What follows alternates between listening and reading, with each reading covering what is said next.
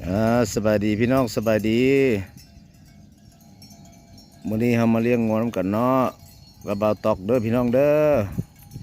เลี้ยงงัวคือเก่าพี่น้องเลี้ยงงัวคือเก่า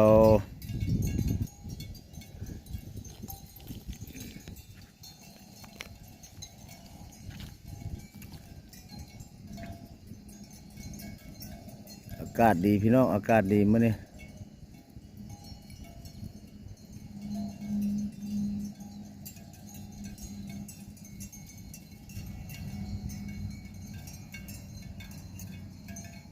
อยู่หัวอยู่สวนคือเก่าเด้อพี่น้องเด้อ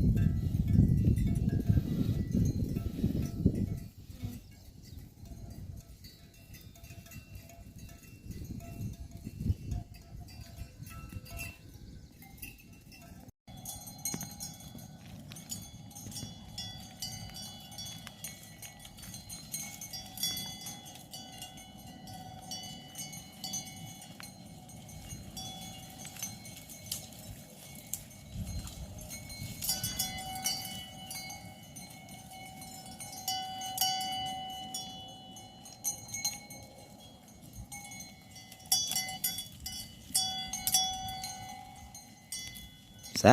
าง